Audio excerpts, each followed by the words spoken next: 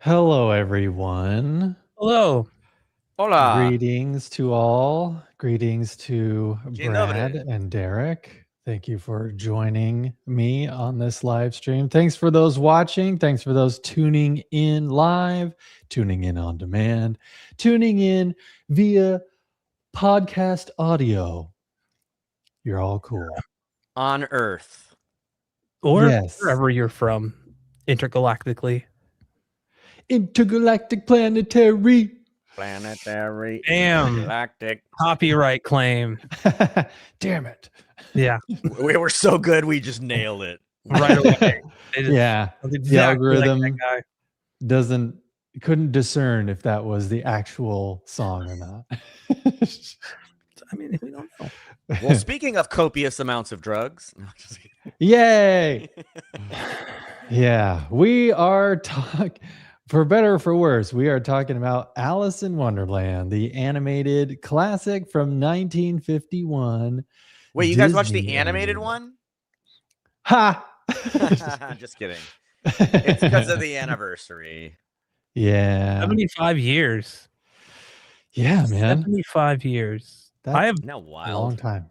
I have some things to say about it, but I also want to talk about the technical side of things too, Mhm. because that's also why I'm here, because I don't know where you guys watched it or how you guys watched it, but it is probably one of the best remasters of a 75-year-old animated film that I've ever seen. Yeah, It did didn't look pretty. It did not It look at looks so good. all like a 75-year-old movie. Yeah. July 26, 1951 was the premiere. So it was a few Wow. weeks early, Almost. but yeah. But definitely a July release, so fits right in with us. Yeah. Well, in that case, Derek, overall thoughts. I loved it. I really like, especially for the movie being as old as it was. You know, we've kind of had this conversation about a few movies, Ben-Hur, and some of the older films we've Mhm. talked about from back in the day that, like, through a modern lens, seeing it as, you know, in the year 2026, it's not that impressive. It's not that crazy. It's not that good. But I think if you look at it from a, you know, non-modern lens and look at what ground the movie broke and what it did, and like Brad is saying, the fact that they can deliver it that clearly, that beautifully 75 years later is just an incredible, impressive, both technical feat to me. And I think that I've only ever read the books, Alice's Adventures in Wonderland and Through the Looking Glass once a really, really long time ago. I know the movie is like a mishmash of those two books and that there's parts that are in there and parts that aren't. But I've always been really interested in the kind of the story of Alice in Wonderland, not just as a movie, but, you know, the books and Lewis Carroll writing it. There's a phenomenal video game based on the story called American McGee's Alice I really, really, really enjoyed. It's probably one of my favorite older games of all time. You know, Did you ever ranked play up the there with sequel? like Doom and Quake and stuff. What's that? Madness Returns. I started it. I did not finish it. It was a little too different from the original for me. But I do own it and plan on trying it again. It is in my Steam library, amongst millions of other games that I've purchased and haven't played yet. Yeah. But overall, I liked it. I would say, you know, if I was going to give it a rating out of 10, like I usually do, I probably would give it like a 7.7. I think overall, I can see how people may not enjoy the craziness. I loved the craziness, the craziness and the technical detail, like just thinking about the fact that how many artists had to work on this and the amount of precision and detail that they put into all the different frames is just, you know, I think there's a podcast called like Every Frame a Painting or something like that. And I mean, this is another one of those movies that to me fits that description. Every frame you could pull out and it's just like, whoa, what's going on here? So I did like it. I liked it a lot. You're up, Brad. Oh man. Well, first I'll touch on what I really liked about it, which was the remastering of it. That only got me so far into the movie before I wanted to turn it off, and Trish let me know about, I don't know, a third of the way in. She's like, "We will get through this because I hate this movie too." She does not like it either. But the remastering process, so this is not like an upscale. This is not like, taken from a 2K or a lower res source and just upscaled. They spent 9 months like painstakingly remastering this whole thing, which I thought, whoa, yeah. I mean, frame by frame, scene by scene. I can't remember who it was, but basically, they oversaw every single shot of the movie, the animated shot of the movie.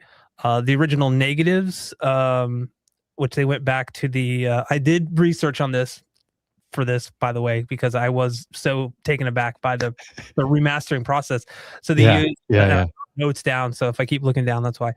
But basically, they went back to the original nitrate successive exposure negatives, which are the highest quality surviving film elements used to create the animation. They weren't working from the original camera negatives because those were no longer in like good enough condition. I figured, yeah, but they were all rescanned in 4K, which kind of surprised me, although I get it because a lot of Disney's efforts these days are in like, if their older animated stuff is done at like 6K or 8K, just to kind of forward proof themselves a little bit. But what that allowed them to do is they had a lot more information to work with versus the Blu-ray. And then they cleaned everything up, and they actually referenced all the original production artwork from the animation research library at Disney. Jeez. So they weren't just like kind of taking like wild shots in the dark. I'm like, what is this red supposed to look like, or what is this? They had the original artwork to reference to make sure it looked as good as it as much as the original intent was. Yeah.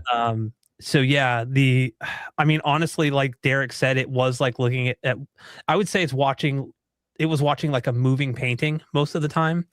Like there were obvious things that, elements and stuff and shots that were from 1951. So like, they're faking camera moves, in there, and that's understandable. Yeah. As for the movie itself, I found it hard to actually get through. I didn't enjoy the craziness like Derek did. I actually was getting more and more annoyed at all the characters because there are, outside of Alice, to me, there were 0 likable characters the entire movie. I just didn't care. Like the Queen, I'm like, can she just die already? Caterpillar. I would actually go back and rewatch the Adventures in Wonderland TV show from like the early 90s that I used to watch with the White Rabbit on roller skates. Then I would watch this. So I would. Is that what I was thinking of? Was Martin Short the Mad Hatter? No. Yeah. Coincidentally, I don't want to bring this back to the future, but the guy that played the Caterpillar in the live action TV show Adventures in Wonderland was actually the guy in Back to the Future who said, "Did you just take that guy's wallet?" I think he just took his wallet. When Marty gives Biff CPR in the second movie. So anyway, but yeah, outside of the remaster, I will say the audio kind of sucked too, but I mean, we're talking about a 75-year-old movie. Oh yeah, for sure. The dialogue was like, just, there was, I think they maybe panned the score a little to the left and the right. Like, I don't think they bothered doing any type of Dolby Atmos thing. Yeah. I watched the 4K Blu-ray, so it was DTS Master Audio 5.1. So it was 5.1. Okay. Yeah. So I upmixed it, but like there wasn't really nothing to upmix. It was just like kind of stereo or, with all the dialogue in the center channel. Yeah, I wonder if they just have left-right prints of the soundtrack. Yeah, probably. Yeah. They honestly probably had mono from back in the day because probably what the original, they might have had separate tracks and they just kind of did some panning stuff to the orchestral score, which was really good, by the way. I did enjoy I'm not a big musical guy, but I did enjoy some of the musical aspects of it. And the really busty plant lady just was popping out. Anyway, no, I made a joke to my wife. I'm like, well, but yeah, I kept waiting for it to get good, and then it just ended. So I don't think. I mean, I'm gonna be really harsh here and give the remaster a 10 out of 10. Yeah. Okay, let me knock it down. A 9 out of 10 just because of the audio. I felt like they could have really opened up the score. The movie itself, I'd probably give a 2 out of 10. I'll never ever watch this again. Like I want to erase it from my memory if I could, but I can't. So that's how. Yeah, I really do think you need to be drunk or on LSD or something to really appreciate what was going on here. I don't know. It did feel like how many they just said, how many drugs do you want to be on while you write this? And they were just like, yes. Because it was just, and I know it was based on the book, and I've never read the book. So, but yeah, that as a movie, as an adaptation, and I know it's considered a classic, but it's going to be one of those classics where I'm just like, okay, it's not for me. Yeah. And everybody was on drugs back then. So. Yeah, and I'm not gonna like belittle for the people who love it. And I mean, Lord knows I love weird movies that people are like, you really, why? I don't know. Okay, just let's talk about the Dirt Bike Kid. But I think that if you are going to like watch the movie and you love it so much, it's like one of your favorites. I don't think you've ever seen it like the 4K remaster. Yeah. That would just that was a lot of the movie. It's just like, wow, I can't believe this is 75 years old. This looks amazing, like the animation and everything. Yeah, apparently on the 4K Blu-ray you can get, there also is available Dolby Digital 2.0 mono, which is supposedly the original okay soundtrack. Yeah, so Well, interesting. so yeah, that was like my overall take on it. I'm curious, like Elon, because like I posted in our group chat, I was like, what the hell did I just watch? And then yeah, I think we talked a little bit, but we were all kind of like, we're saving this for the podcast.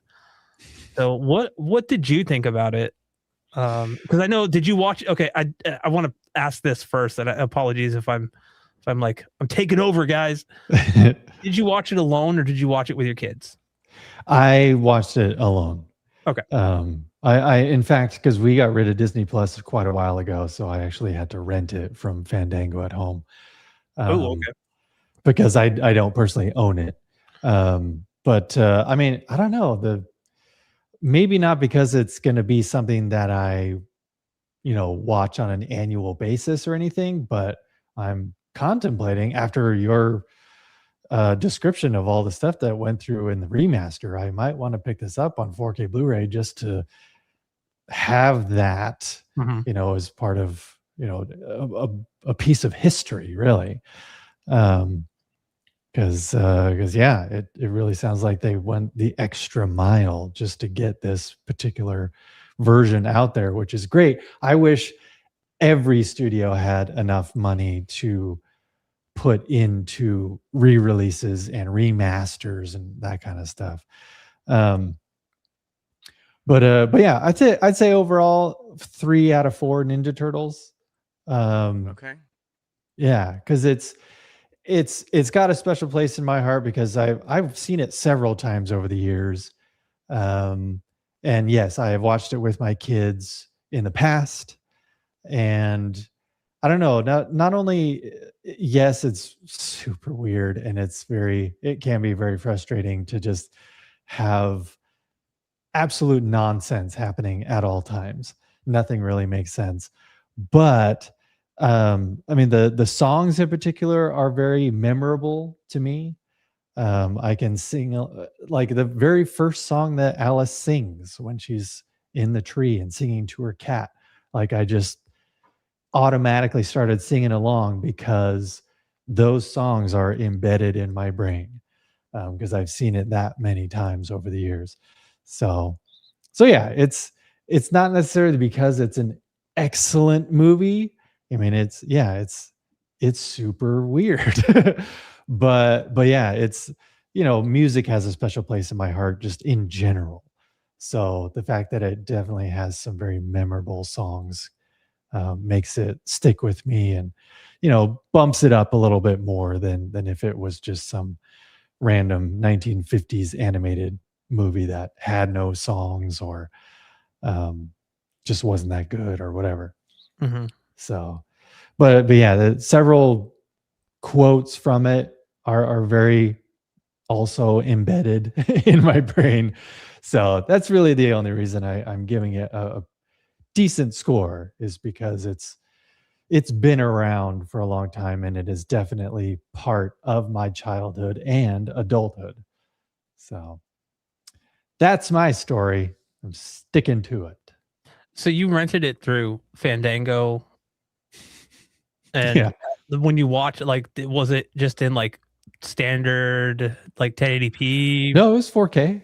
4K or at least HDR? according to the info. Okay. When I And you got when I- HDR and all that stuff, so you were Mhm. able to see the. yeah. I did check it out briefly on Disney Plus, and it looked good there too. Mhm. That's how I watched it. I so you actually get- I ordered the movie and it didn't come in time. So Mm. I've been waiting for the Steelbook of Alice in Wonderland because they just released it in 4K, not too long ago. Yeah. It's pretty Yeah. recent for that. And I just Disney typically does most of their releases, when the 4K ones came out, and does a Steelbook a couple of years after. So I've been waiting for the Steelbook, and it hasn't happened. So I ended up ordering it to watch, and I had to order it on eBay because of my whole Amazon thing. And so it didn't come yet. So I ended up having to borrow my buddy's Disney Plus login to watch it. So I'm gonna tell on you. No, I did check it out there too, and it looked not quite as good as the disc. Some compression artifacts and stuff kind of creeped in there, but I think I think I may have said this on the podcast before, and if I didn't, I'm saying it now. But like old school like animation really can benefit from like a proper like film scan and like remaster and like 4K, because unlike more traditional like CGI and stuff, all of that stuff is typically done at like 2K, and then unless they have the money, they're just gonna upscale that. Disney does have the money, so like they're when they release like Toy Story or when they released Toy Story and stuff like that 4K, they did go back and re-render it at 4K, but most companies don't do that. No. Or especially for anything that mixes like live action or and like animation. Or things like that. But yeah, so like this, like to be able to actually like go back to the negative because of the way the cells were photographed and those were on film. It's like there's stuff that was on the negative for years that we never saw on DVD and Blu-ray and VHS. And it's kind of like the same thing with just a proper remaster of a movie. You're like, wow, I never saw that before because it was such low resolution. So I'm sure there are things in here that you can see that you maybe completely missed out on, like little fine like details or something in the animation that were just never visible before, but they were there. They were kind of being hidden by the lower resolution. Right. Yeah, I wonder how much of that there is, because even with like I'm imagining that they didn't have to crank the bit rate on this that high, because animation typically compresses really, really well, since it's just big globs of solid color for the most part. Yeah. So even at standard 4K rates, the amount of info that they're capturing from each frame is ridiculous. And I wouldn't even be surprised if they lowered the bit rate. I think about typical TV shows that get releases and stuff, and when you check the bit rates on animated stuff versus regular stuff, there's obviously a huge size difference. Yeah, I just looked up because you mentioning that it's not upscaled, that they really took the time to make it native 4K. I just randomly on Blu-ray.com I checked it, and pretty much all of the Marvel movies, at least like within the first 10 years leading up to Endgame, on Blu-ray.com, it says all of them are upscaled 4K, because all the CGI was done in 2K, and they're not going to mess with that. So I think all the visual effect shots in the Lord of the Rings movies were all upscaled. Right. I think the entirety of The Hobbit was upscaled because it was actually shot at 2K, not 4K. So, and then so stupid. I know. And then one of the discs that's getting that's gotten rave reviews over the past couple months since released, Speed Racer on 4K Blu-ray. All right. Wachowski's movie. Yeah, that's 2K upscaled, but apparently the HDR is crazy on that. I don't know. I don't know if I could sit through that one more time. I know some people are like, it's actually aged well. I'm like, I have other movies I want to watch. I've never seen it, but based on the fact that our views of Alice in Wonderland are like so polar, polar. You probably love it. I was gonna say I might love. Do you like anime? And the craziness. Do you like anime? Yes, but to a point. I'm not like crazy about it, but I do like anime every now and then. So if you like anime and you go into, I know we're off topic a little bit, but it's about animation. So it's we're still on course. If you like anime and manga and stuff like that, and you go into Speed Racer with knowing that their whole intention was to make it look like a live action anime or manga, like, then you might have a good time. The story is going to be what it's going to be. It honestly looked like, the Speed Racer cartoon wasn't, the story on there isn't. It's basically Ricky Bobby. I'm gonna go fast. Yes, it does look. I remember this from, and I don't know how it's improved on the 4K Blu-ray, but like the color palette was so like oversaturated and crazy that it kind of just looked, a lot of scenes just look gross. Like the grass being like a nuclear green kind of color and everything in certain scenes. But yeah, I mean, if you like that kind of thing, apparently like the HDR is like on point and the Atmos mix is great. But I'm like, being in like the home theater area for a long time, it's like at some point I've kind of stopped watching shitty movies just for the like how good they look or sound. Do you know what I mean? Like, it's like this demo clip's so good. I'm like, yeah, but it's a Michael Bay movie. Come on. He does have really good sound design in all of his movies because the action is so insane. So yeah. That's the silver lining of any of his films. Yeah, for real. Yeah. Well, so let me read this, because I was just looking up, like, why is Alice in Wonderland so bizarre, and why does nothing make sense? She tells you in the movie. Well, I know, because if I had a world of my own, everything would be nonsense. And nothing would be what it is because wouldn't. every would be what it isn't. Yeah.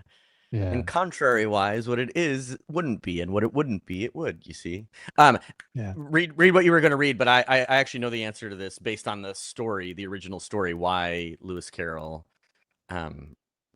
wrote that. So go. Well, according to this, it's about the instability of childhood. Alice keeps changing size, losing control of her surroundings, and being told she is behaving incorrectly. It reflects how arbitrary and confusing the adult world can seem to a child. And it's about identity. Alice repeatedly questions who she is. Her body changes. Everyone contradicts her, and she struggles to maintain a stable sense of self. The caterpillar continues to ask her, "Who are you?" which she can't answer directly. Adult authority as absurdity. The Queen of Hearts, the caterpillar, the Mad Hatter, the others speak with confidence, but rarely make sense. They resemble adults enforcing rules they cannot logically explain. When you ask your parents to do something and they tell you no, and it's like, well, why? It's like, because I said so. My way or the highway. Yeah. Language and logic. Carroll loved mathematics, wordplay, riddles, and logical paradoxes. Wonderland constantly twists familiar expressions until language itself becomes unreliable. So, what does Momraths mean? Where are you reading that from? Because I want to read the rest. Is there more to that? A little bit. Honestly, I just asked ChatGPT. Oh. Well, because I don't know if you know the story about like where he came up with the idea for the story, but it's based on an actual real person, a girl named Alice that he essentially was a babysitter for. Lewis Carroll was a fairly well-known photographer / author, and he was mostly famous for taking photos of children. in like various kinds of costumes and stuff. And one of the girls that he would watch and take photos of was basically constantly like pushing back, kind of like what that was saying, almost like a young kid pushing back on their parents. He wasn't her parent, but he would try to quiet, I think it was her, and she had like 2 other siblings, and he would constantly try to like calm them down and get them to settle by telling them stories and stuff. And there's 2 parts to it. One, she was the one that prompted him. He basically wrote this story for her. It was a short bedtime story that she asked. She said she wanted to hear more and that he should write it down. And so he kind of went off and did that. But the specific like impetus for her story, or kind of the muse of it, was that he used to go around as a writer, and he was also a mathematician. So he was like highly logical. And he kind of endeared to this girl because she would always say like nonsensical things, pushing back on him. And he used to write in a like a puzzle newsletter, basically. And one of the riddles that he wrote at one point was something along the lines of, if 100 workers can build a 100 by 100 foot wall in, I forget what the time frame was and how many, X number of seconds, how long would it take 10,000 workers to build a 10-foot wall? And inevitably, all his mathematician friends would go and do the math to figure out how long, it would take. And he credits Alice, this girl, with basically pointing out when he told her the riddle, she couldn't figure it out. He gave her the answer, and she said that 10,000 workers couldn't fit around a 10-foot wall. And he basically made like a double take for him, or like caused him to kind of rethink the whole situation, because he would say that, like logically that holds up, but if you look at it from an illogical perspective or even a real perspective, it doesn't hold up. I wonder what the rest of the world would be like. And then her stories basically became that. They became like nonsensical versions of logic puzzles that he loved to obsess over. And so that's where all the like wordplay comes in with the Cheshire Cat. Yeah. All kinds of different weird things. His mathematics, writing, photography, all kind of just meshed together to make the beginning of what would become Alice in Wonderland. And then he just kept writing. And even at one point, I think I read somewhere that he didn't even intend for it to be a children's story. It kind of became one as the story came out, that it originally started as a bedtime story for her. But that's also one of the reasons why in the Disney version, they cut out certain characters like the Jabberwocky, because they deemed them too scary for children, thinking that it should remain a children's story.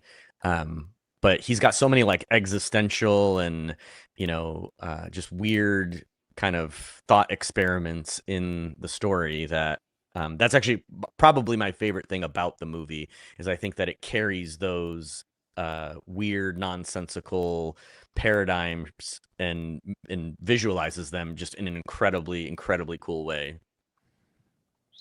Yeah, like the whole caucus race where they're running around that rock and getting wet every time, and that's no way to get dry.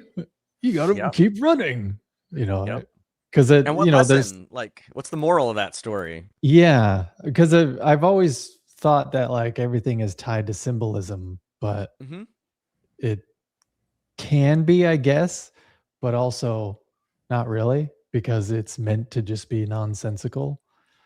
Well, it's meant to be nonsensical in an effort to point out flaws in like common adages or like common, turns of phrase that people use all the time without even thinking about them. Like not directly, but people use the phrase "I could care less" when the phrase is actually "I couldn't care less," Right. And it's because they're repeating something that they've heard a billion times without ever thinking about what that means. And I think a lot of those stories, a lot of the things that happen in the movie are kind of like, there's even the Mad Hatter Tea Party where he's like he's like, would you like some more tea? And she says, I can't have more tea. I haven't had any tea to begin with, because every time she goes to drink it, you know, they're pulling it away or not pouring it or whatever. And then he's like, well, wouldn't that mean you'd like less? And she's like, no. And he's like, well, you can't have any shit. What is it? What's the quote? Get it right, Darren. Down. Yeah. Well, I had it written down because I like it so much. I haven't had any yet, so I can't very well take more. Don't you mean you can't very well take less? Yes, you can always take more than nothing. And it's like, it's about communism. It's such a poignant phrase. Actually, some of the stuff is about communism. Yeah, I bet it is. But yeah, yeah, man. One of the things about the animation though, like that bugs me, but this is, I'm sure it's just a personal thing, but like every time there's liquid involved, whether that be water or tea when they're pouring the tea, or the red paint when they're painting the roses and everything, I don't like how it's just like spilling everywhere and just getting all over the place. I'm not like a huge germaphobe or like a clean freak, but something about that particular animation and just how liquids are just, liquids are just spewing all over the place and droplets are just flying. When she's crying, getting everywhere. She's literally flooding the room. Right. And it's like, yeah, that gets me every time. I'm like, you're going to have to take so much time to just clean all that up. So yeah, that's the point. They don't clean it up. Like you even see it later on all over the place. Yeah, I do think it's a little, it's weird because the thought that I had about a lot of the liquid in it is it seems wetter than water, if that makes any sense. Like it's almost like too liquid. It's like liquid, but it's also like liquid that moves unlike liquid does, even in other animated movies. You know, like I get that there's animated tropes that they have to use to make certain things look quote unquote right for us. Right. But in Alice in Wonderland, it definitely doesn't look right. It's like the water is too watery. It's too wet. Yeah. Well, even like there's that, you know, the painting the roses red scene there. They like show it explicitly after they've painted the roses. There's the one rose that the queen sees and it's like dripping. It's just like dripping the paint. And it's like, what kind of paint would even work like that? Yeah. It's very, very liquidy. And then in the very next shot, she comes and she grabs the rose bush or whatever, and it's like perfectly painted again, and the paint just kind of splatters away and disappears. Yeah. It's too wet. Paint is too wet. It's too painty, damn it. It's too painty. Water is too wet. I was gonna say too, like my favorite animated movie in Disney's library is Sword in the Stone. I just grew up watching that. Oh yeah. And some people wouldn't even consider it like one of the main, like the mainline Disney. It was more like, you know, kind of like their B side, where you're like, it's not really like a main Sleeping Beauty or Alice in Wonderland or anything like that, or Cinderella. But it's because it doesn't have a princess. It's true. That's true. Yeah, that's probably why. But it is like that. A lot of people that worked on Disney's animation stuff worked on Sword in the Stone, obviously. But I did notice in Sword in the Stone, or in Alice in Wonderland, there were a lot of similarities to the animation style and just kind of character traits. But some of that could come down to the writing, because Bill Peet worked on both. So he worked on Alice in Wonderland. He was one of the principal writers, and he wrote The Sword in the Stone almost completely by himself. So there is similarities there. And then like the animation was actually done. Some of the animation was done by Milt Kahl, who worked on both films. But he did consider The Sword in the Stone one of his favorite projects because of how expressive Merlin, Archimedes, and Madame Mim could be. Yeah. So I did know there was like the the walrus, the whole like walrus and an oyster thing, you know. You're right. The walrus, his mustache and everything, he looked exactly like, I cannot recall his name Wilford off the top of my Brimley. Wilford Brimley. Chapter diabetes. cat couldn't scratch it. Any Cthulhu fans out there know exactly what I'm talking about. But but no, he reminded me of Wart's. I don't think he may have been his father in Sword in the Stone. For it being my favorite movie, I know very little about the movie or can remember it.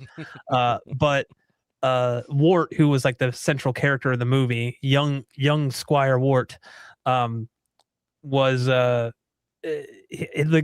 kind of like king. Not, I don't even want to say king, but his mustache and everything, or as Schmidt would say from New Girl, mustache.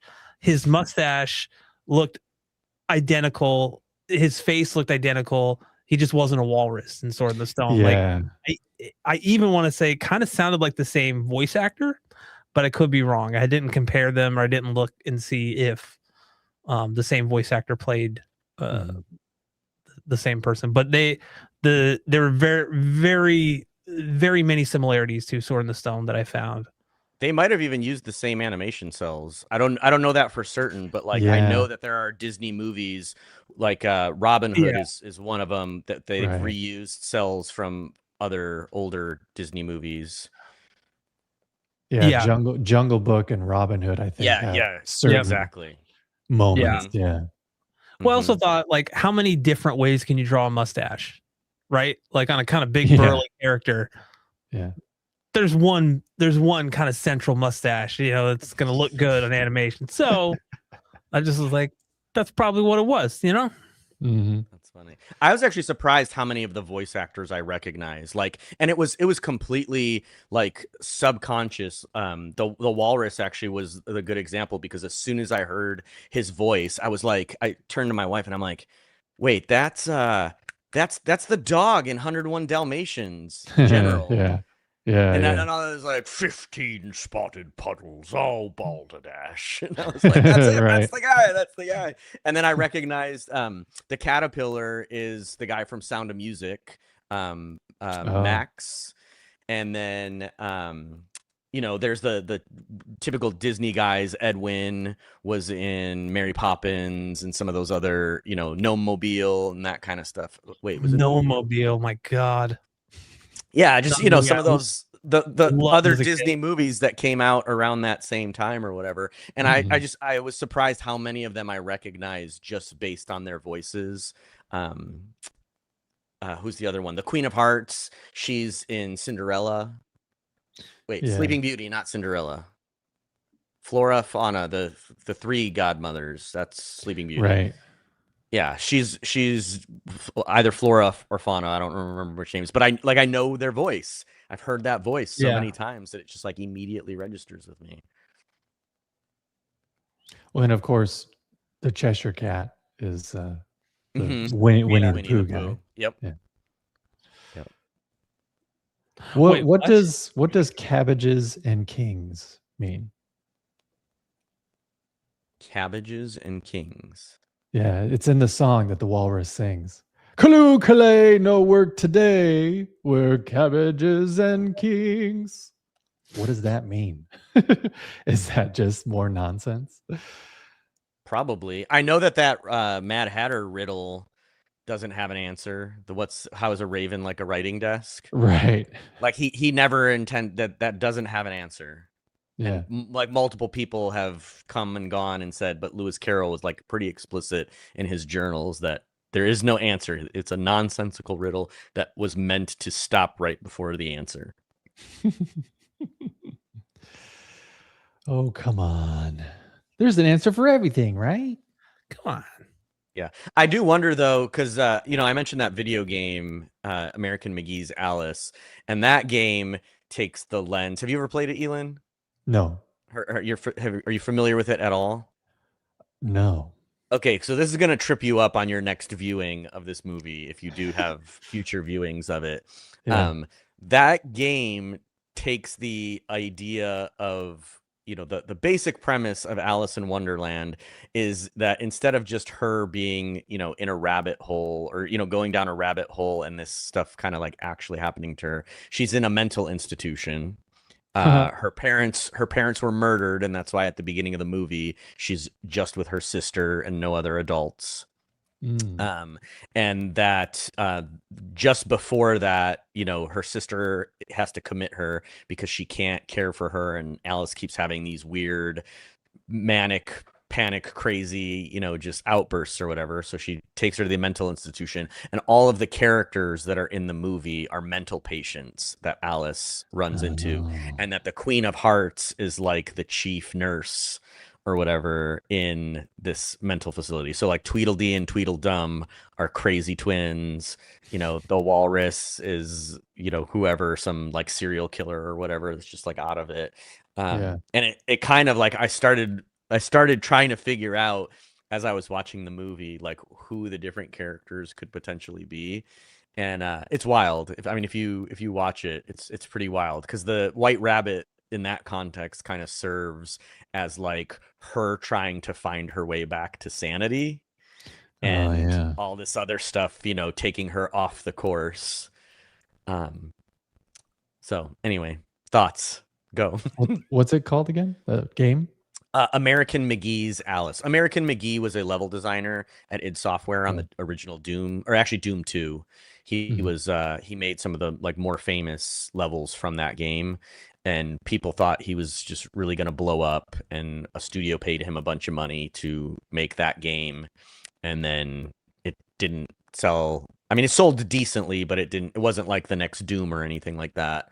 Yeah. And so then they never made another game with that studio, but the company, the publisher that owned the IP, ended up making a sequel and a couple other things. I think he actually tried to make like a comic book or a graphic novel to finish off the story, because he never. Oh wow. He was never actually able to do it. I actually haven't looked into that in a while. Is it also first person? No, it's third person. Third. Yeah. Yeah. Third person game. You can there were ways that you could play it in first person, but it was never meant to be played in first person. So if you do play it that way, it's pretty wonky. I just was curious, since he's also behind Doom 2, or at least that's what his claim to fame was at the beginning. Yeah, and it's cool. Like it was one of the first like 3D games where the level like changed as you played it. So like the level, because again it's happening in Alice's head, the levels would like sometimes build themselves like in front of you. It was like it was pretty, I don't want to say revolutionary, because there was other 3D games that were happening, but at least from a design standpoint, it was pretty special. Wow. Well, also it was very and it was dark. Yeah. Well, yeah, being in a mental institution. Yeah. Well, the famous picture is her literally with like a knife, and she's like holding the knife, apron covered in blood. Like it's pretty cool. Yeah, it's crazy. Cool. What's wild is that game came out in 2000, like original American. Did it really? Alice, oh my God. And then the sequel didn't come out in 2011 until 2011. So, and I think the only reason that they did that was kind of like the Sony thing, was to keep the IP, because if they didn't use it, their rights were going to lapse. So they were like, let's make another game. Use it or lose it. Interesting. Yeah, I'm just looking at this info about the game.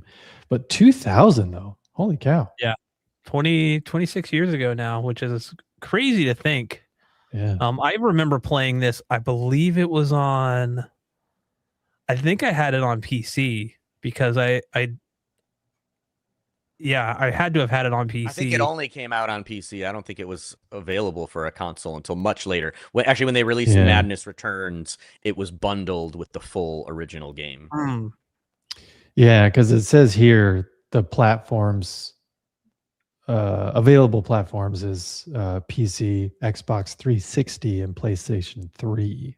So yeah, and I don't even think the console ones came out until later. Yeah, I don't know how well it would hold up, as most games from 26 years ago don't hold up very well when you go to play them through like a modernized, like you get so accustomed to playing with today's, even the past 10 years have been like revolutionary compared to like the early 2000s games. You're like, wow, it had to have been like, made or created for controlling with a keyboard and mouse. So if you're not actually playing it on like a PC or something, like I wonder how it holds up with a controller, because Yeah. That's going to be like I'm thinking of like specific scenes in the game that happen. Yeah. That like it's the control already is like very floaty and loose, but you need like some precision. There's definitely some precision that you need in order to play it.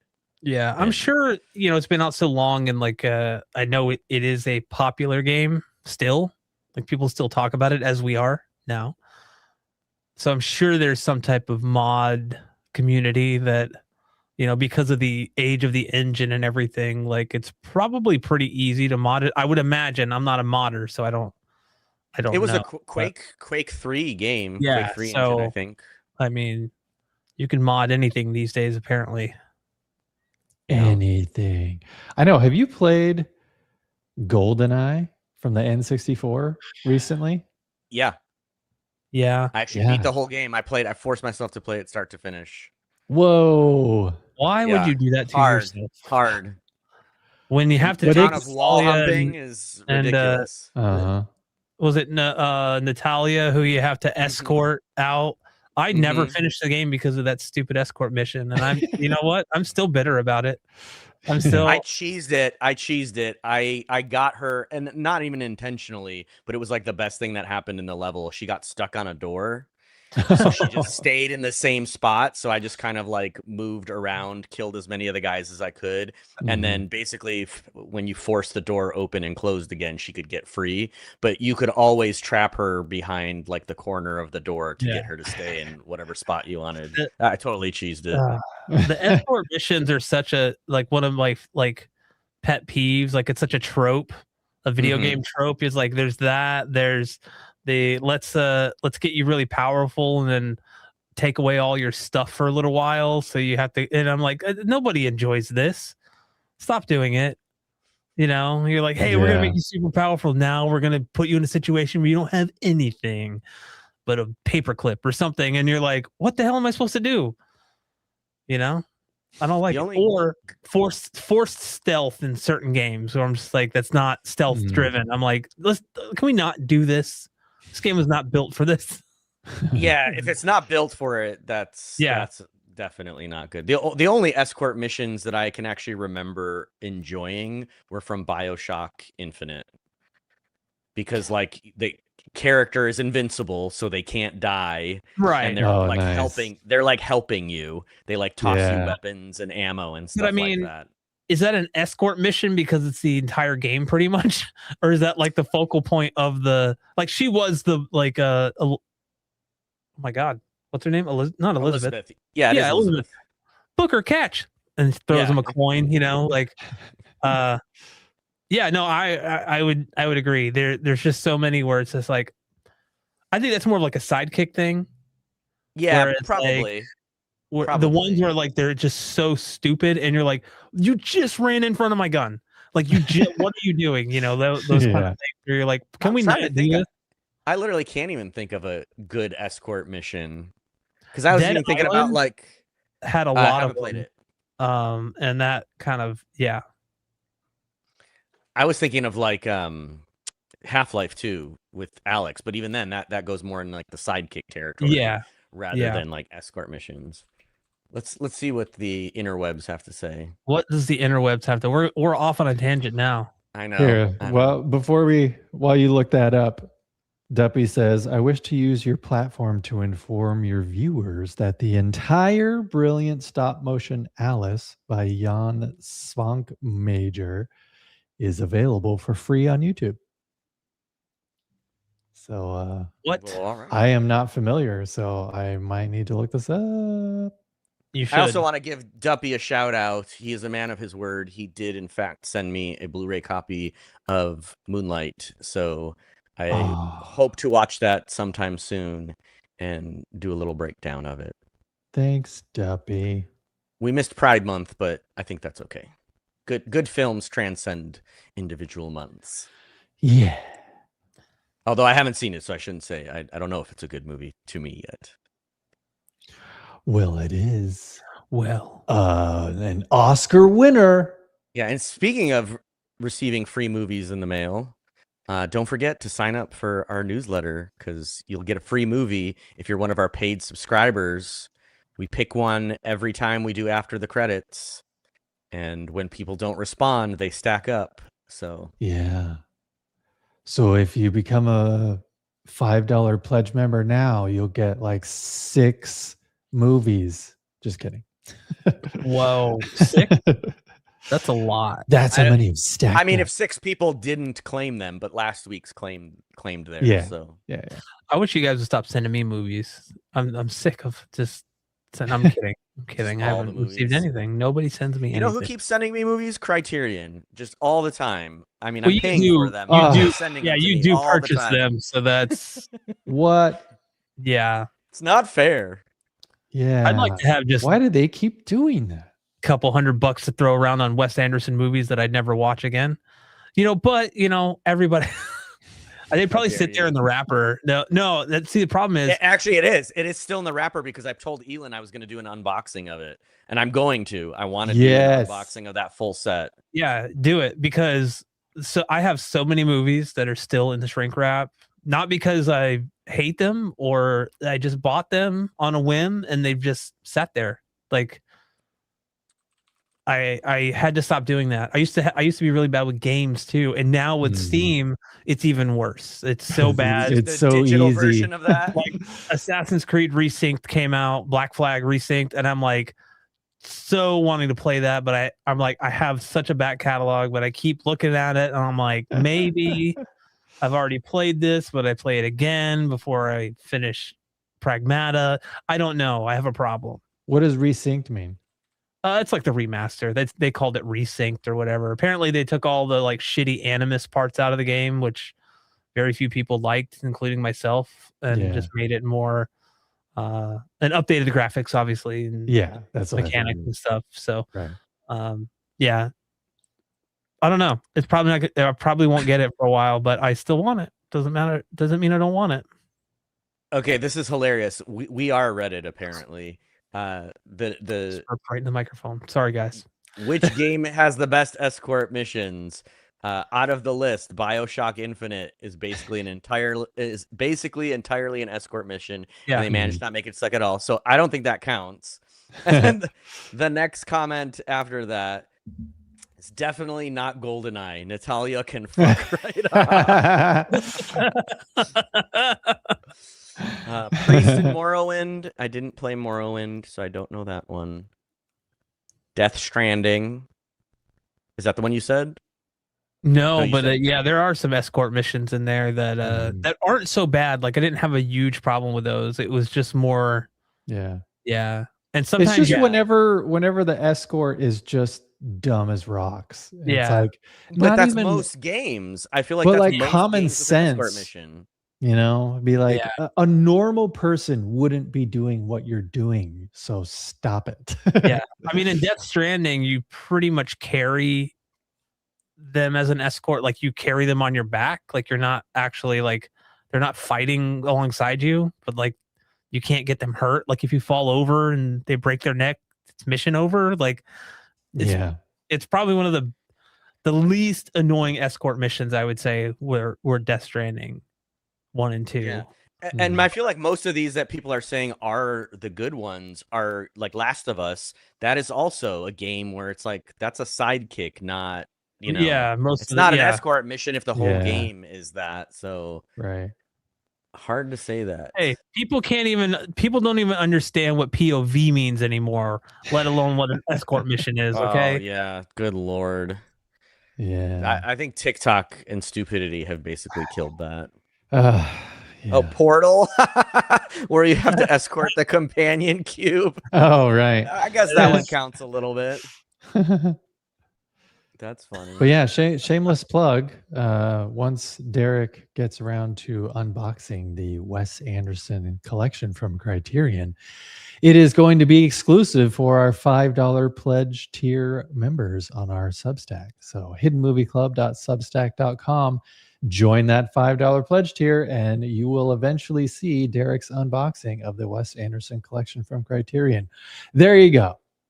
And I do plan on doing that within the next 2 weeks tops, because we're going to start watching them. I got to start watching those. 2 weeks. I got a brand new Magnetard Blu-ray player. I gotta make use of that bad boy. There you go. Yeah, dude. Have you watched anything with that yet? Yeah, I actually just watched No Country for Old Men. The Criterion version? I did watch the Criterion version. Yeah, you did. What's in the satchel? I just remember her saying that. It's like, you keep that up, I'll screw you. Of all the quotes I remember, when they're on the couch, not where does he work? I can't tell you nothing. Where does he work? The movie guy. Yeah, the movie guy and Anton Chigurh had a baby. I can't do an Anton Chigurh thing, like nobody can. Javier Bardem is like iconic to me. I don't even think he can now. I think he's just too far. He's too far distanced from that movie that he maybe like doing Dune Part 17 or whatever. Oh yeah. Maybe. I don't remember seeing No Country for Old Men, which is weird because I feel like I had seen it before, but I don't remember liking it. And when I watched it now, I really, really enjoyed it. Like from the scene right off the bat where he kills that cop with the handcuffs, the look on his face and the way that they just like settle on that is like so creepy and disconcerting. I loved it. I absolutely loved it. What an amazing introduction to a character. Yeah. Because that's the first time you see him. Yeah, and it all kind of happens in the background. It's creepy. Coen Brothers, man. Super They're creepy.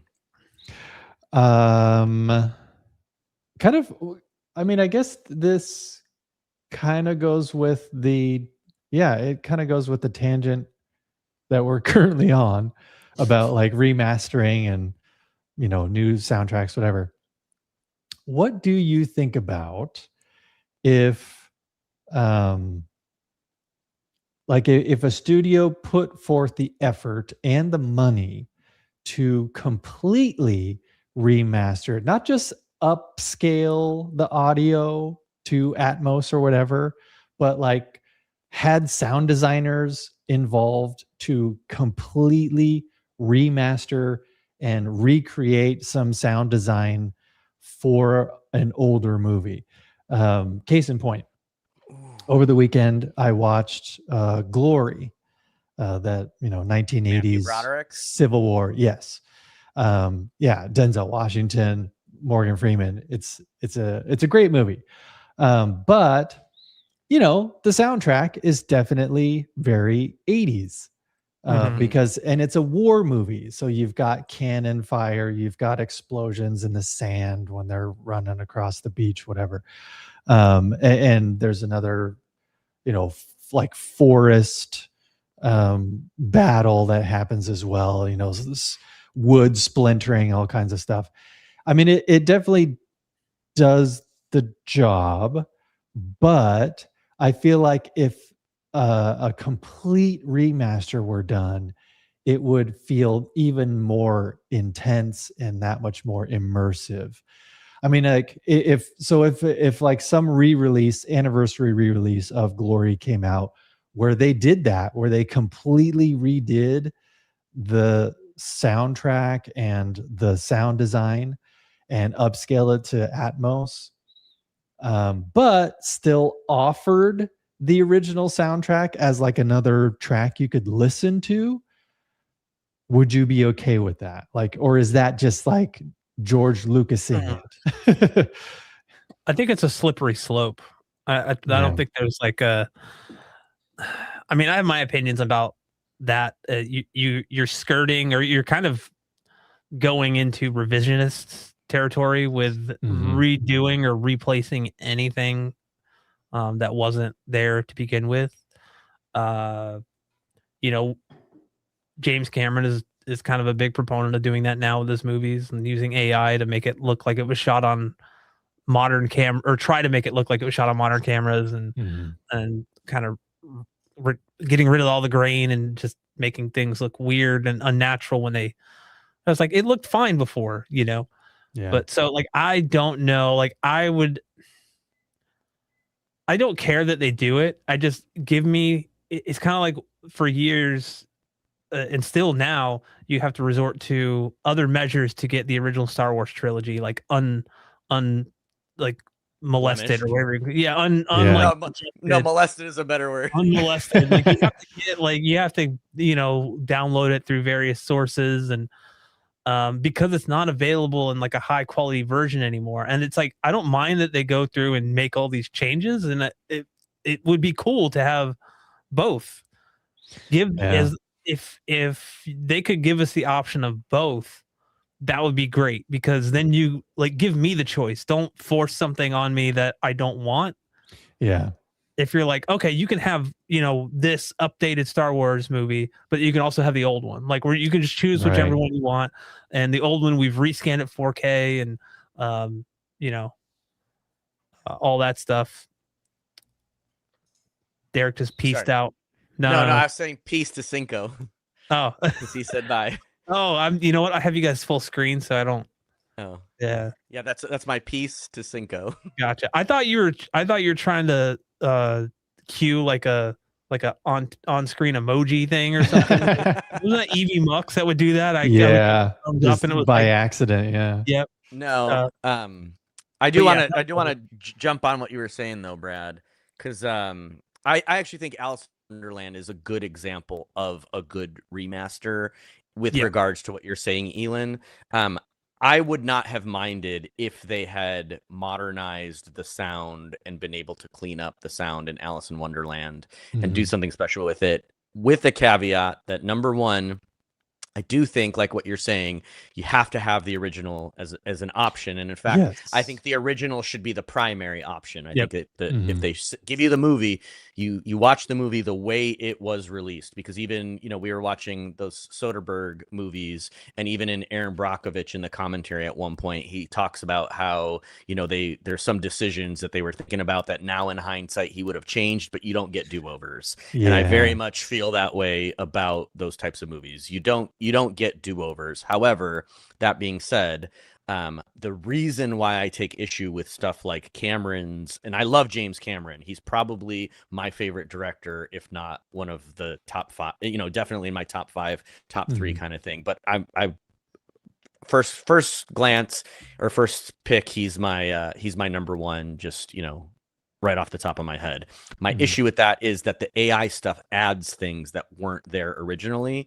And that's the same Yeah. issue that I have with the Star Wars stuff. I don't mind, like, a perfect example is the Star Trek The Next Generation remaster, where they redid the CG for all the Oh, old right. stuff Yeah. because it was done on television, you know, in 480p, crappy resolution. And so upscaling that still looks like crap.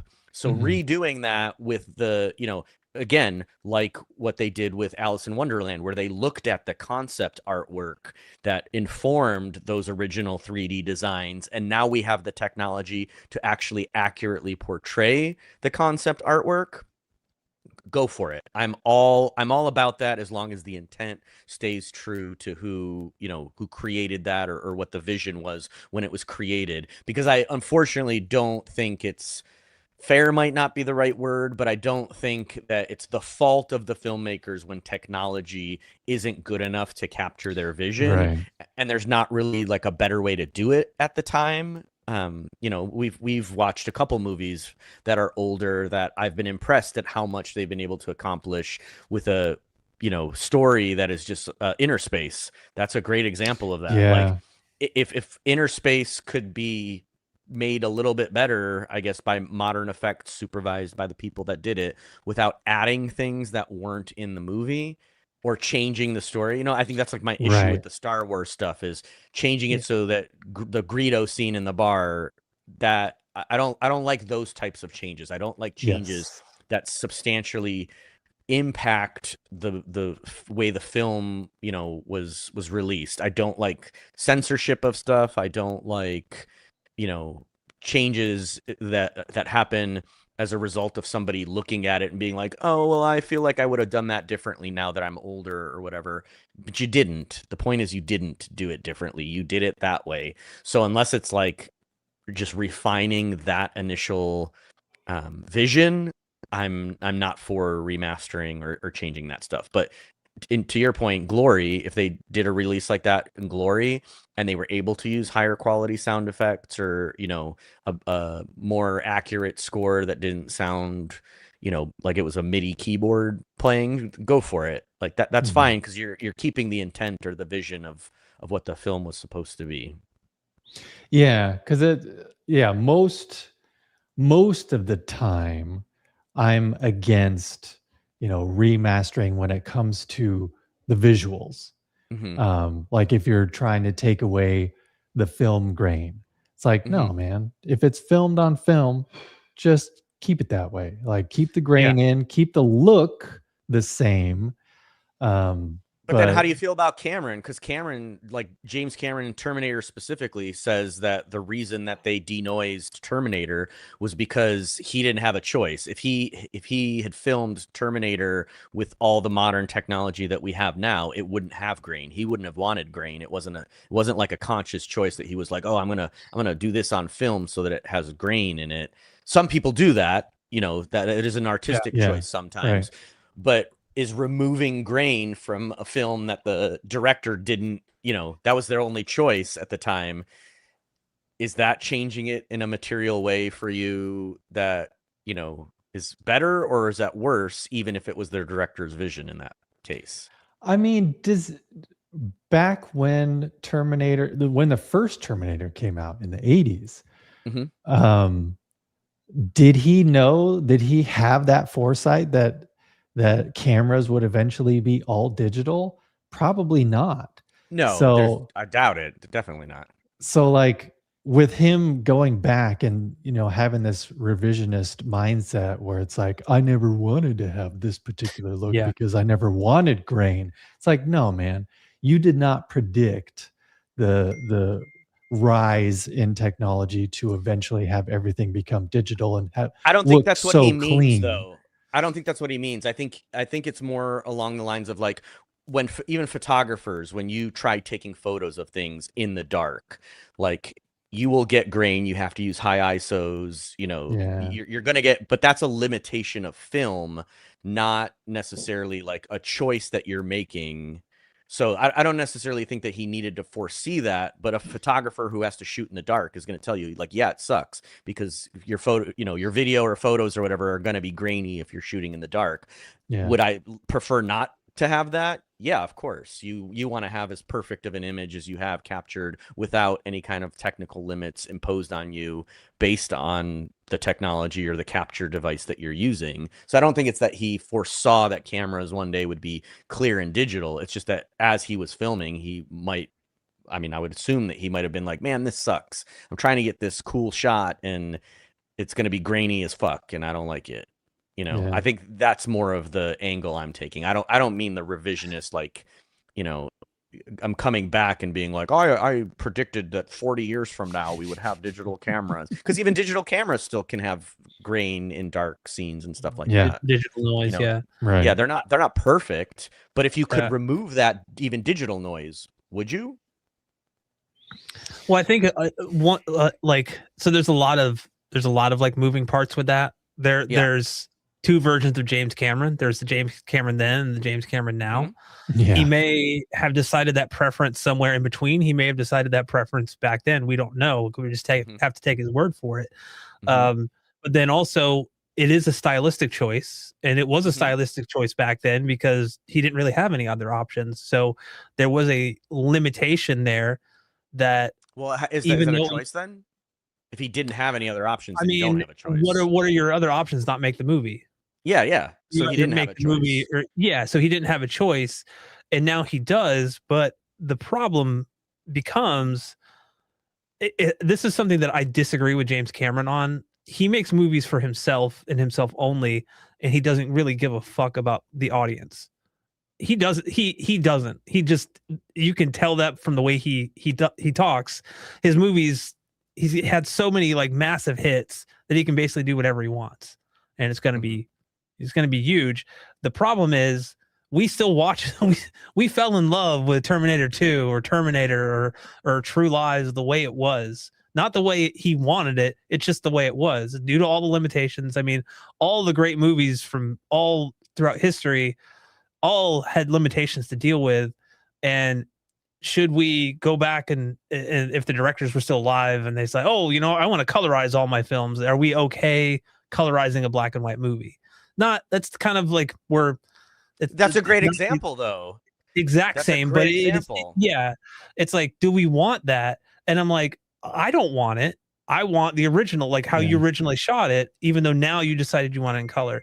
So I was like, reading an interview with James Cameron, just getting really pissed off that he literally like belittling people who are critiquing the 4K Blu-rays of like True Lies and stuff, saying, you know, get out of your mother's basement or whatever. I'm like, if I were the interviewer, I'm like, this is done. Like I don't want to talk to you. You've just completely ruined my perception of James Cameron. And I think that he used to make good movies, but ever since Avatar, he's kind of went on this spiritual journey, or I don't know. He's always been a very egotistical person.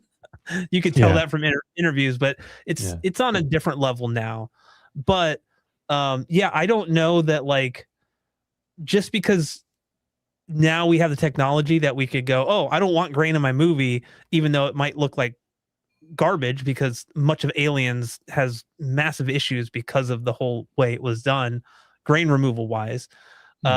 I don't think it's I don't think it's a choice that one should make, because I guarantee you, like, if he saw those things, him being such a perfectionist, he would not have agreed to that. And I wonder if he just kind of briefly saw certain things in the people doing the AI noise reduction. Yeah, there's no way he watched the whole movie. There's no way. There's absolutely no way. There's because no way if he did, all of that shit. Then he, especially like with True Lies, where people's eyeballs get weird when they're smoking a cigarette, you know, it's like, did you even look at this? Like, so yeah, I don't know. But if it was perfect, like, because I think that the parts that you're describing are, again, limits of the technology. Yeah. What if the technology was perfect and you could have Terminator or True Lies or whatever without any of the grain, but without weird artifact? Like, it's the same movie, just doesn't have the grain. And again, I think my answer to that is still, I want the original on the disc as is, and I want that to be an option.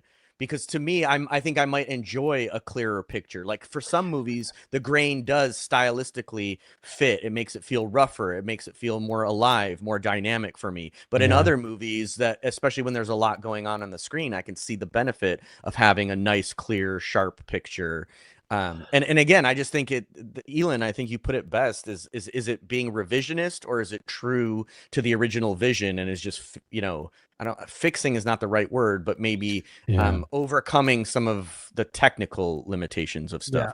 I think your example of coloring, you know, are there filmmakers from the black and white era that, if they were still alive today and you were like, hey, we're going to redo your movie, and by the way, we have this technology that can somehow extract the original colors from the image. There's actually a Russian photographer who took photos on red, green, and blue plates, like, way back in the day, and we combine them now, and there's like color photos from like the late 1800s that you can see. Whoa. Because they were able to extract the red, green, and blue channels from like the various black and white photos that he did. Oh wow, cool. So if a, you know, black and white director, or a director of black and white films could make a color version of their movie, you know, is that something that you're fundamentally opposed to, I guess, is my question. And again, I'm asking on like a philosophical level, or like I don't know. I think level. I don't know. In my personal opinion, I think that grain can add character to a film. Like you said, it can add the sense of grittiness and like imperfections and all that stuff.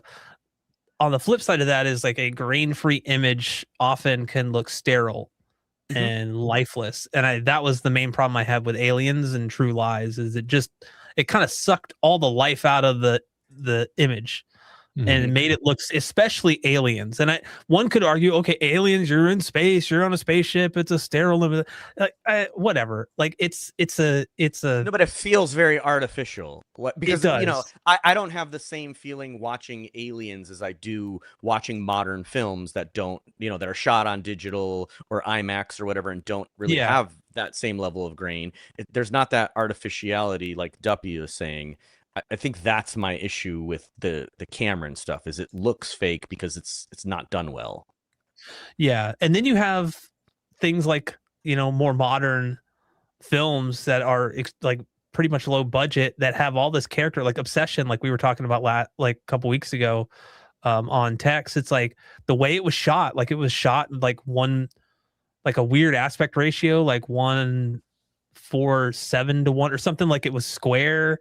It was mostly locked off on a tripod, and like it had grain. It had like this aesthetic to it. Like that was all obviously a choice. We have much more choices now than we did, back in 91 or whatever Terminator 2 came out. I'm just using Terminator 2 as a reference, but yeah, I don't know. Like, I think as the tools advance, we're going to see more and more directors kind of revisit some of their old works, unfortunately. And I mean, there's some directors that are just completely against any type of AI within their whole thing. Like I know Spielberg's very much against like the use of that, and there's other directors that are like, I never wanted to touch my stuff. James Cameron is like at the forefront. I don't know how this turned into an AI upscaling discussion, but our last Aaron Brockovich one turned into an AI discussion too. Oh, did it? Yeah, it did. It's top of mind. Top of mind. Yeah, but yeah, I think like we've kind of gone back and forth with, as long as the original version is available in high quality,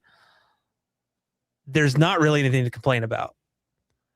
The problem is when companies and like distributors and publishers start looking at the sales numbers and deciding, well, people don't really buy the original. Like the way I'm viewing it right now is like the old pan and scan or full screen and widescreen DVD days, where you had one or the other and you couldn't get both most of the time. Right. So in the same box, I mean, you had to buy one or the other or both.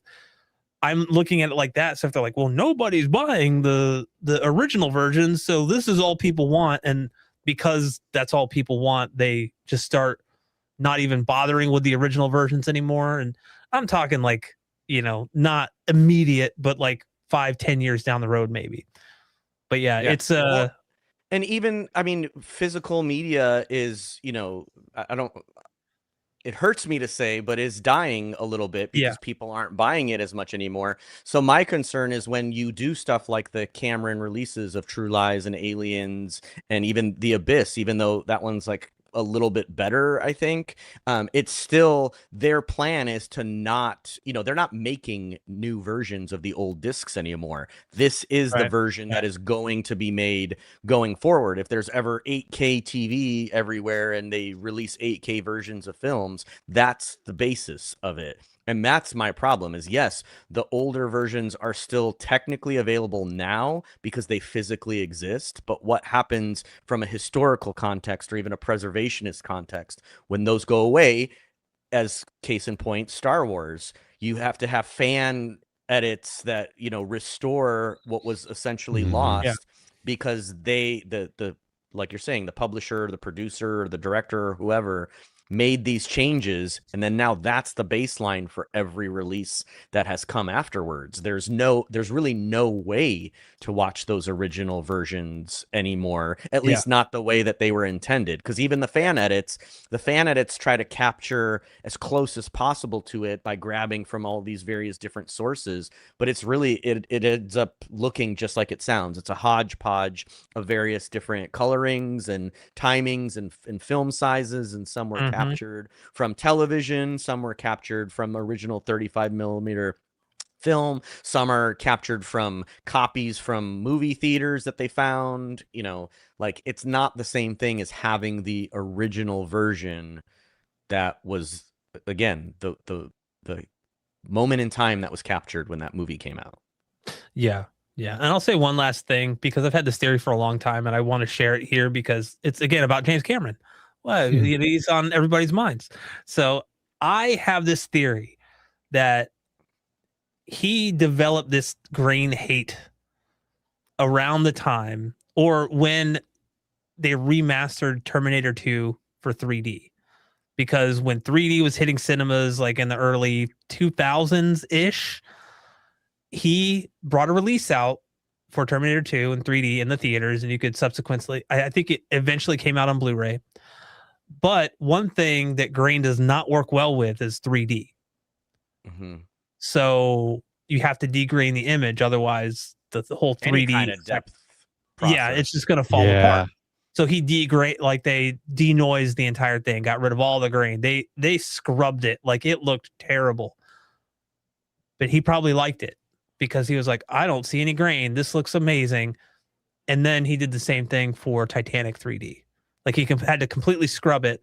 And what's funny is when they released it on 4K, again, they scrubbed the grain away for most of it. It's not as egregious as like True Lies or anything like that. But there are moments in the movie where it looks artificially sharp, like they just added sharpening. My theory with the whole thing is they didn't actually do any new scans. They're using older 2K masters, upscaling them, and then like kind of faking up the upscales. Yeah, and faking HDR. But it's tasteful in the way they fake it because I've seen really terrible fake HDR recently on a little movie that I imported, and I wouldn't recommend anybody importing License to Drive on 4K Blu-ray. The old Corey Haim, Corey Feldman. Yeah, dude, it is. I don't know that I would recommend anybody importing that, period. Honestly, I'd watch it over Alice in Wonderland. I'm just saying. Two Corys, why not? There's a reason why Alice in Wonderland is being remastered 75 years later. Yes, and Drive is listen, okay. Directed by Greg Beeman. No, some hot takes. Yeah, I mean that's a pretty wild conspiracy. I wonder if there's truth to that, because if so, that would be incredibly disappointing. Yeah, I mean, it's a theory. I'm not saying it's right. It's just an idea. I'm like, it would kind of make sense and would kind of line up with how, everything. Yeah, well, it would explain a lot. I also think all of the deep dives to the Titanic have altered his brain chemistry somewhat with all the air pressure differences. Yeah, maybe. Who knows? Who knows? Got the bends. He's got something. Maybe. Anyway, are y'all going to go see the original Star Wars when it comes out in February? I probably will not. No. I'm more of a Trekkie, so same. Yeah, because I realized after watching Andor 50th anniversary, I don't actually really like Star Wars that much. I mean, I enjoy Star Wars, but it's not like something that I would actively. This is a whole other. Part of my issue is the fact that it's been changed from the originals and then added on to. It feels very needless to me. Like all of the add-ons, everything about Star Wars always has to go back to the Skywalker family, and I would rather just see cool stories set in the Star Wars universe more than I want to see another branch of the Skywalker family tree. Yeah. Well, no, they're re-releasing A New Hope. Yeah, I know. Without the CGI, like in its original form, in February for the 50th anniversary in theaters. Yeah, I just don't think I want to pay them for finally doing what they should have done a long time ago. I've already seen it. To Brad's point, I have the 4K fan edits of the Star Wars movies. I've seen them all without the CG stuff, and I'm sure it will look better in some of those scenes because the sources are from the originals, but they missed the boat on that for me. If they wanted to get me as a fan, they missed the boat. Because I guess probably seeing it. I haven't gone to the theater in years, so I don't think that's gonna be the one that gets me back to seeing if they re-release the original Star Wars on disc, do you think you'll get it? Yeah, I mean, now that they're releasing this original 50th anniversary version, Yeah, if they decide to put that same exact version on a disc. on disc. Yeah, I Yeah. probably I don't own them on 4K, so that Mhm. might be the time to buy. If I was going to buy any version, it would be that, but it would have to match or exceed what the fan edits have done. And I don't know at this point. Like it would have to really kind of blow those out of the water. Mhm.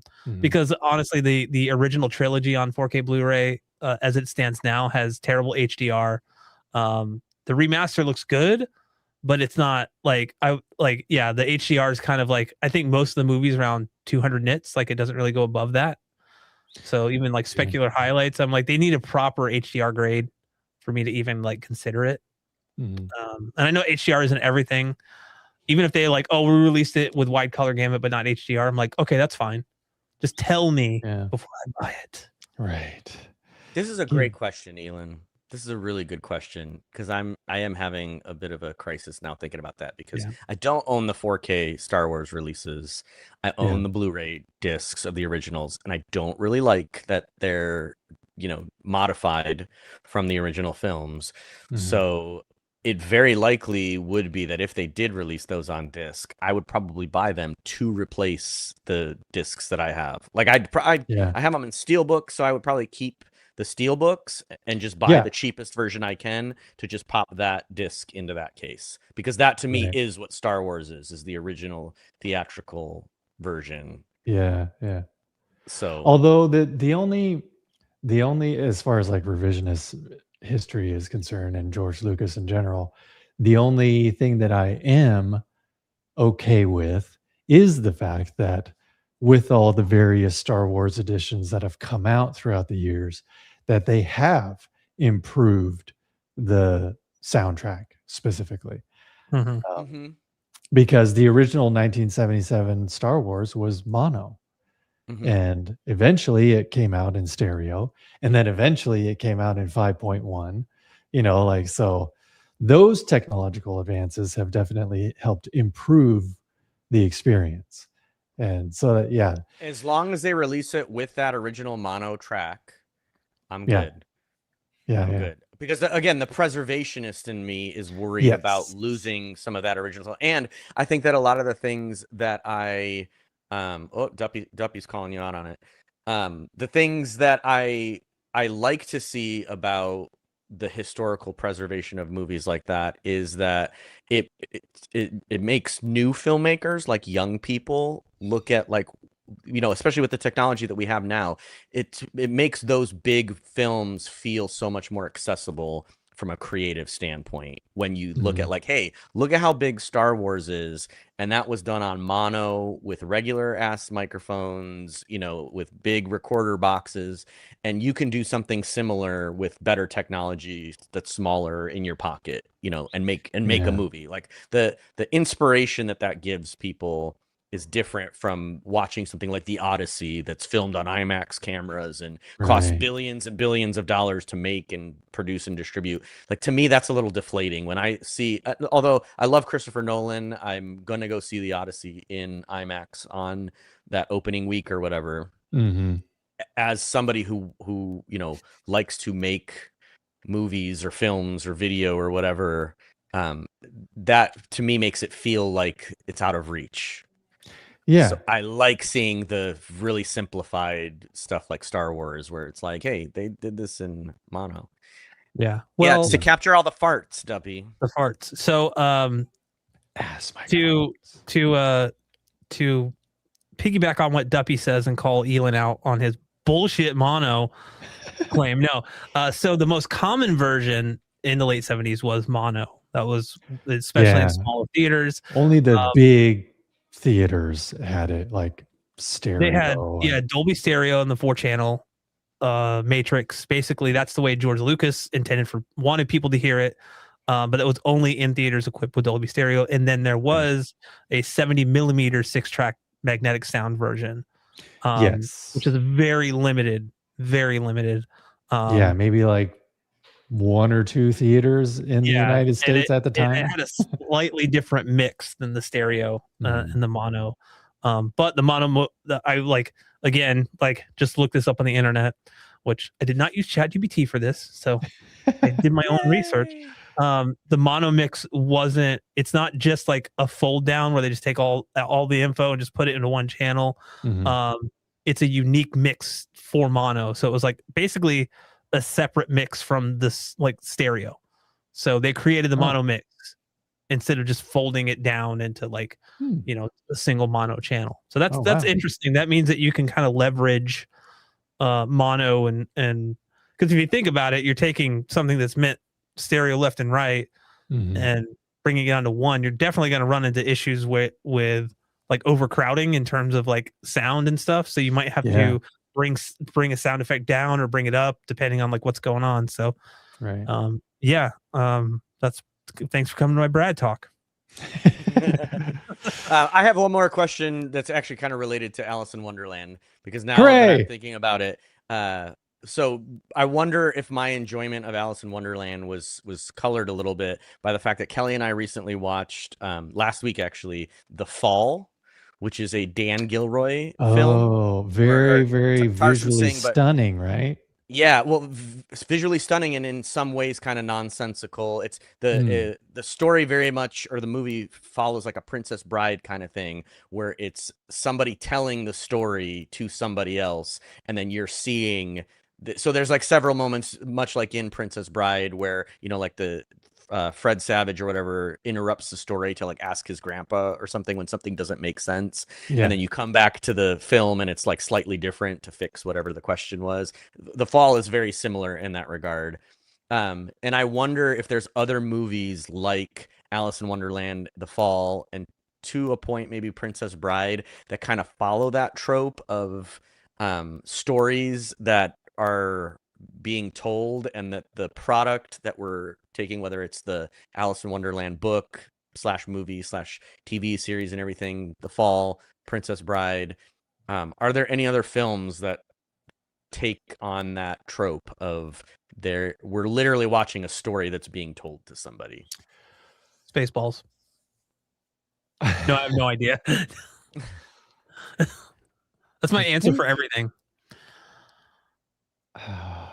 Wasn't Chocolat like somebody telling a story? I haven't seen Chocolat, so if that's one, because I really enjoyed The Fall. Yeah, and it's all its little quirkiness, and most of the quirkiness and nonsensical stuff is because of that. So I'm trying to find other movies that are like that. Yeah. Or basically, it's a cool little story being told by somebody. Chocolat. What's that? Right? You're basically watching a movie where the entire movie is it's basically someone is telling a story and you're watching it.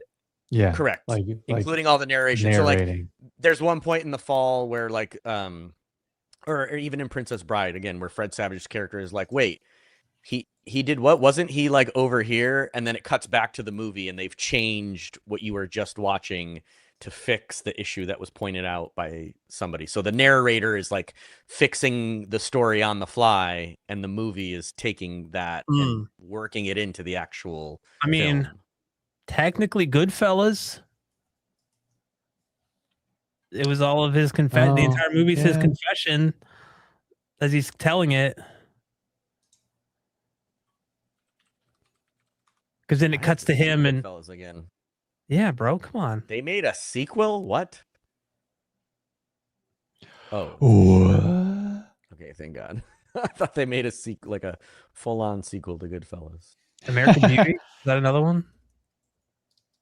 Which one? American Beauty? Is it? Because it's through his viewpoint. I don't know if it was like his. No, maybe not. I don't think, or at least I don't think that that's the purpose of it. I mean, like a literal, like somebody is telling a story. Oh, okay. I misunderstood the question because I wasn't paying attention. That makes sense. I was reading something that I found online when you were asking the question. And I was Big Fish is like that too. Like Big Fish, the Tim Burton movie. Oh yeah. It's like the grandfather's telling all these stories from his past or whatever. So it's stuff like that. It's his father. Oh, get it right. Sorry, his father. Albert Finney, Ewan McGregor, and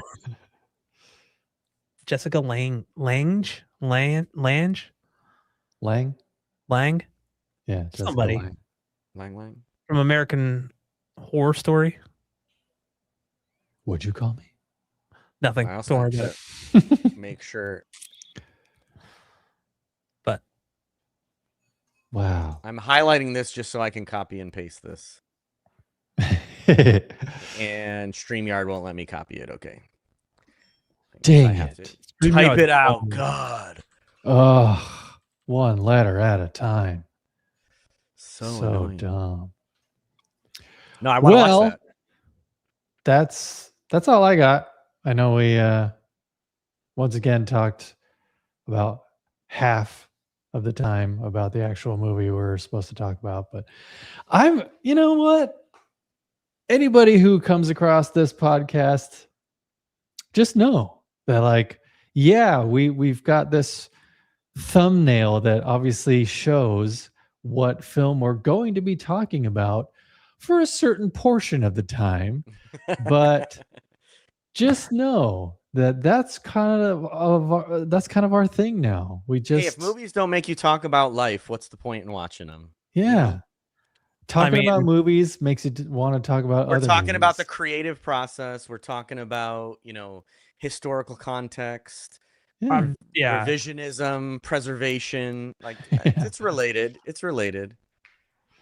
Like if Yeah, you come to this podcast and expect the entire podcast to be like Catherine Beaumont voiced Alice when she was only 12 years old, then Yeah. not If you the want us to podcast. just read the trivia from IMDb, go somewhere Yeah. else. She also voiced Yeah. Wendy in Peter Pan 2 years later. It's like we know you can find that stuff online.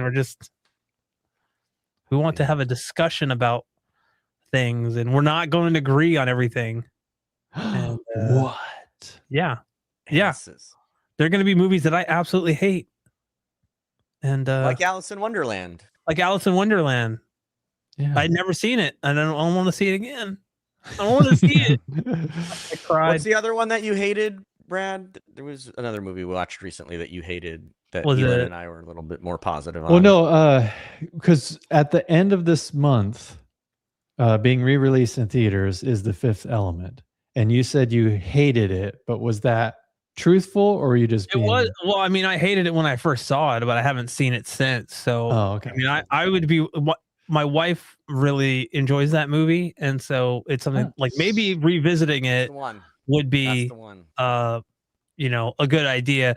And I fully, expect to not enjoy it, because of various reasons that I won't get into. We'll save it for the actual podcast. But yes, so let it be written, so let it be done. It has everything to do with Luke Perry or whatever his name is. Not Luke Perry. Who was in the beginning? Bruce Willis. Not Bruce Willis. No, it was someone from 90210. Oh, no, you're right. Luke Perry. You're right. It is Luke Perry. Yes. Yep. So I have seen he plays the assistant. Yeah. To Ian Holm, Mr. Bilbo Baggins himself. Yes, he is. Which thankfully he's only in it for that little piece, because I didn't care for Luke Perry in that either. I know. Yeah, I didn't care for Mila Jovovich in the entire movie. So we can keep that. Okay, well, we have to discuss that then. We have to discuss it. She's one of my favorite podcast guys. She's one of my favorite parts of the movie, so that's definitely something we'll have to discuss. Yeah. Well, yeah. With that being said, no, that's not going to be the movie we're going to discuss in 2 weeks, because it's going to be re-released in theaters in about 2 weeks. So that's not going to work. So what, the first movie of August we'll do is Fifth Element? Yeah, probably then. Yeah. Okay. Yeah. Or our first after the credits in August. Yeah, and then what was we also talked about Pee-wee's Big Adventure. No, I don't know. Pee-wee's Big Adventure. Shoot. I've lost it. We had 3 movies that we were talking about. Lawrence of Arabia, Aliens, or Alice in Wonderland. Oh, yes. The 3 that we talked about. So we've done Alice in Wonderland, Aliens, or Lawrence of Arabia. We got Moonlight too. Have you guys seen Moonlight? I've never seen Moonlight. No, I've never seen Moonlight. Moonlight. I own it now. Moonlight? I guess, yeah, sure. Yeah, let's do it. Let's do it. All right. Moonlight. 2 weeks. And then Fifth Element after that. For double take next week, I kind of want to watch Sword in the Stone now that we talked about it. I'm in. It's Haven't been seen a it in a long long time. time since I've seen Yep. Sword in the Stone. I'm in. So I remember liking it, but I literally think it's been since I was a kid since I saw that last. So Yeah. that'd be cool. I'll just dive in. I'll like pop in the podcast real quick, just be like, loved it, and then leave. Hey, if you want to join in, there's no rules that say you can't. Yeah. I know. Well, we'll see what's going on next Tuesday. I'll talk to you guys after the Yeah. Sounds good. the things Thank you, going on. everybody, for joining. Yes. Thank you. Thank you. Subscribe. Yeah. As always, hiddenmovieclub.substack.com. Join our $5 a month pledge tier, and you yourself can win some physical media from us. And also, you can see some exclusive content that we've made for only the $5 tier.